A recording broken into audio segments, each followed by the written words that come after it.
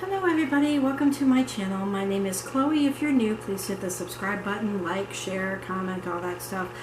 I have a lot to talk to you about today, and this is going to be part one of a very multi-part video for one president.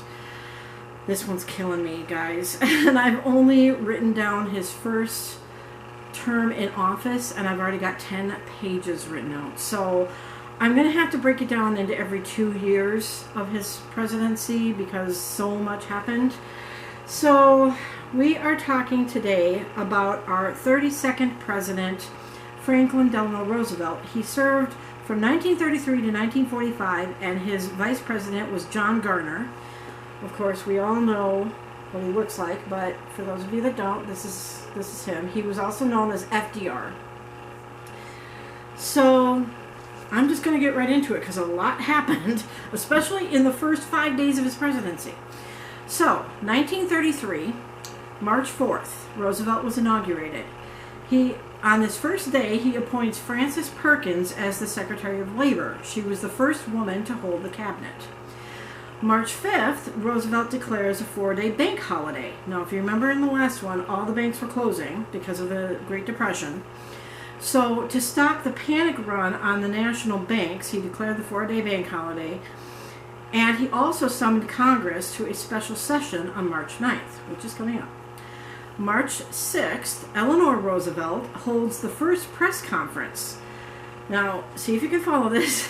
She was the first lady, because Eleanor, the wife of the president is known as the first lady, holds the first lady press conference, and only female reporters were invited.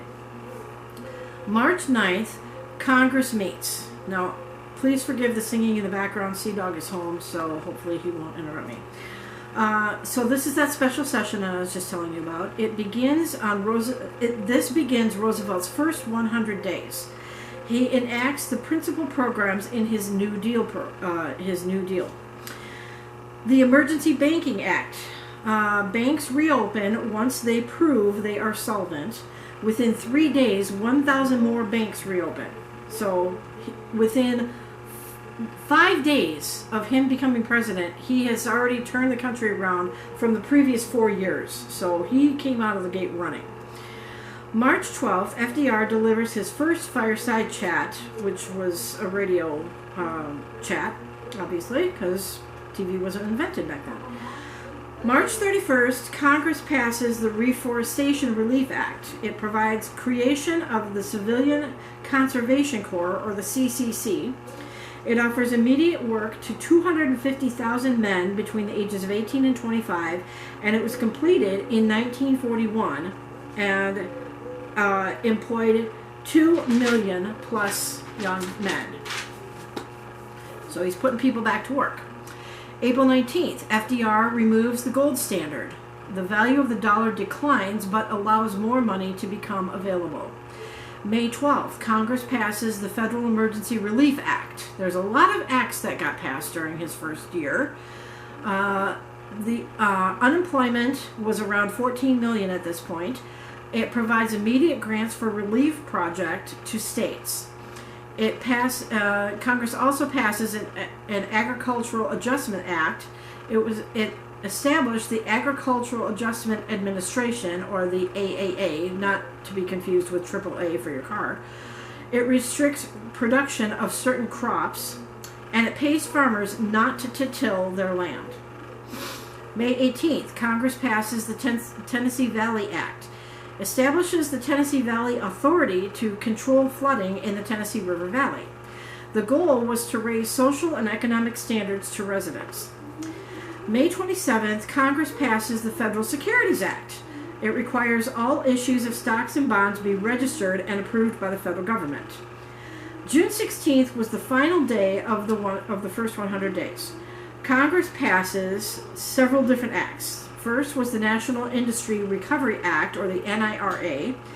It establishes 2 key agencies in the New Deal. The Public Works Administration, or the PWA, focuses on providing construction jobs of roads, public buildings, and other projects. The National Recovery Administration, or the NRA, not to be associated with the National Rifle Association, stimulates competition to aid consumers and producers, and the Banking Act of 1933, which established the Federal Bank Deposits Insurance Corporation, or the FDIC, which I know you've probably seen that on your bank windows when you walk in, and the Farm Credit Act.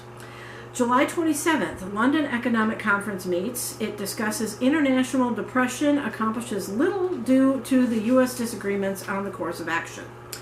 August 5th, FDR establishes the National Labor Board. It makes New York Senator Robert Wagner the head of the board, and it was created to enforce the right of organized labor to bargain collectively. October 13th, American Federation labor votes. There was a boycott on all German-made products and protesting the Nazi Party antagonism to organized labor in Germany. The following day, Germany pulls out of the disarmament conference and says it will leave the League of Nations within 2 years. November 8th, FDR establishes the Civil Works Administration. It's headed by Harry Hopkins, and he hopes to employ 4 million people. November 16th, the meeting with the Soviet commissar. Maxim Latvinov it happened with Maxim Litvinov at the White House. I might have to redo this. The U.S. will establish diplomatic relations with the USSR. Now, for those of you that don't know, Russia used to be communist, so USSR stood for Union of Soviet Socialist Republic. December 5th, Utah becomes a state to ratify. It was the 36th state to ratify the 21st Amendment, which was the alcohol prohibition. December 6th, the federal judge lifts the ban. John M. Woolsey on James Joyce's Ulysses book. So now we're into 1934. January 30th, Congress passes the Gold Reserve Act. It allows the president to fix the value of U.S. dollar at 50 to 60 cents in terms of gold. The following day, FDR signs the Farm Mortgage Refinancing Act. It establishes Federal Farm Military Mortgage Corporation, and that helps the farmers pay off their mortgages by making easier terms of credit. February 2nd, FDR establishes the Export-Import Bank. It encourages commerce between U.S. and foreign nations, especially Latin America. March 15th, the minimum wage is restored. Henry Ford restores the $5 per day minimum wage to 47,000 of his 70,000 workers. March 24th, Congress passes Tydings-McDuffie Act. It guarantees Philippines independence 10 years after the legislature meets the terms. They become independent officially on July 4th of 1946.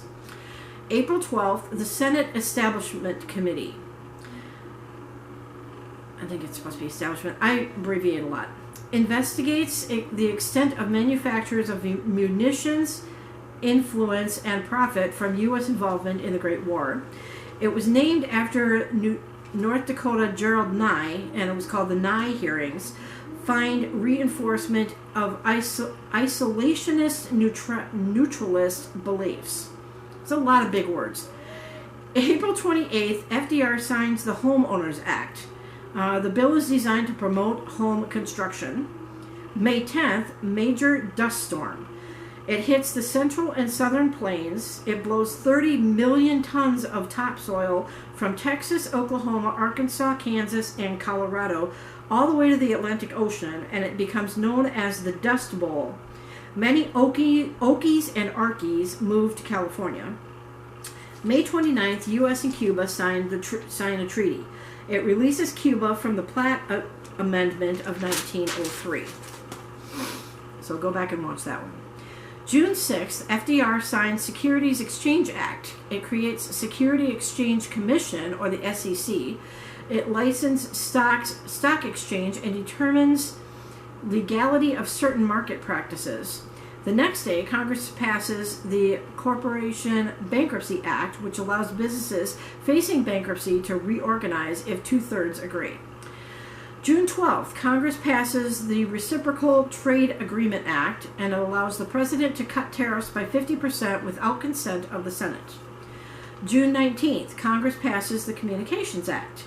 It creates Federal Communications Commission, which is the FCC, which we all know what that is. It replaces the Federal Radio Commission established in 1927. June 28th, FDR signs two bills, the Federal Farm Bankruptcy Act, which is a moratorium on mortgage foreclosures for farmers, and the National Housing Act, which creates Federal Housing Administration, or the FHA. July 16th, organized labor calls for general strike. It was the first ever in history. 12,000 members of the International Longshoremen's Association had already walked out in San Francisco. July 22nd, John Dillinger. He was listed as public enemy number 1 by the FBI. He was shot and killed outside the Chicago Theater. And so I did a little research on this because they didn't say who he was. So he led the Dillinger Gang, and they robbed 24 banks and 4 police stations. So he was kind of part of the mob. November 6th, midterm elections. Democrats gain 9 seats in both the House and the Senate. And finally, December 29th, Japan's denouncement. Washington Naval Treaty of 1922, they denounced that. They also denounced the London Naval Treaty of 1930, and they complete the withdrawal by December of 1936. So that's the first 2 years, the first half of his first term in office, and that was over 6 pages. So tomorrow will be part 2. I have already written out part 2. I'm going to get carpal tunnel by the end of this, I'm sure. I don't know what I was thinking when I looked into this, but Silver Mist / Star Shadow seems to think that I should blame Amy McDonough. So I'm going to link this video to Amy to let her know that it's her fault that I started doing this. Thanks, Amy. All because of your interest in Hamilton. So it's also Lin-Manuel's fault for writing the play. So I'm going to let you guys go. I'm sure I'm getting close to the end of my time. And before it cuts off, I'm going to let you guys go. So you guys have a safe and healthy and sunny day. We'll see you on the next one. Class dismissed.